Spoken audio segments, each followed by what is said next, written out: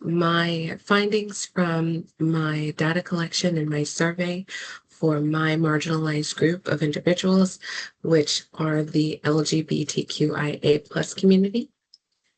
So in this presentation, I want to share how I compared and contrast the needs identified with my research within my community that I have chosen.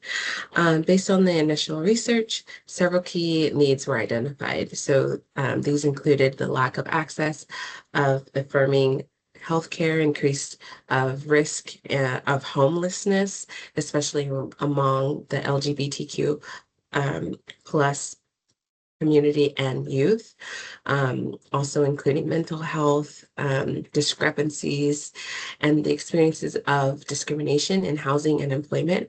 So the literature emphasized that these issues are rooted in systemic inequality and social stigma. So when I conducted the survey, I found that both there were similarities and differences. Consistent with research, many respondents identified mental health support and safe housing as top priorities that are needed. However, the survey also highlighted a stronger than expected need for community connection and safe social spaces. So the participants emphasized the feeling of isolation and feeling express of a desire for inclusive environments where they feel accepted and supported, because that's not something that is usually available. So on the difference, one difference I did observe that while my research, it was heavily emphasizing on the policy level barriers, respondents did focus more on immediate day-to-day challenges, such as accessing local services, navigating discrimination in their communities and their family support systems. And then this reinforced the importance of addressing both micro and macro level needs.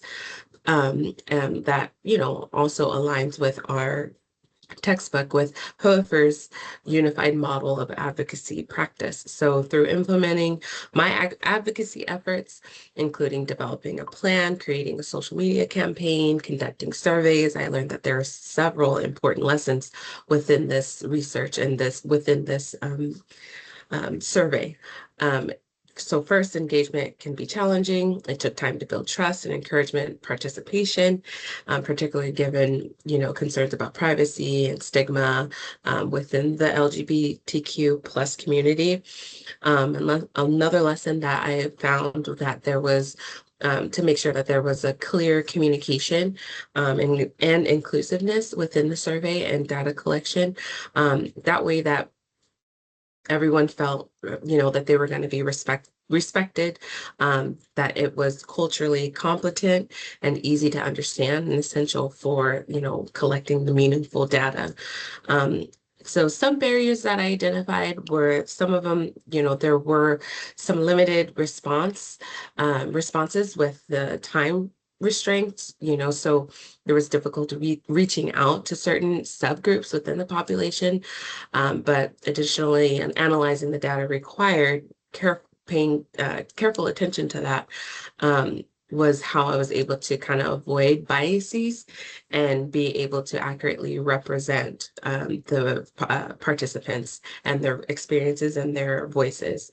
So, but despite these challenges, like I said, continuing to just reinforce the value of advocacy and grounding that in both in the research and in the survey, and just making sure that it's overall inclusive and making sure that I'm capturing their experiences and what their immediate needs are. And that's how you have effective advocacy for marginalized populations. So in conclusion, comparing research and survey data provided a more comprehensive evaluation and understanding of what the specific needs are for my specific group, the LGBTQIA plus community.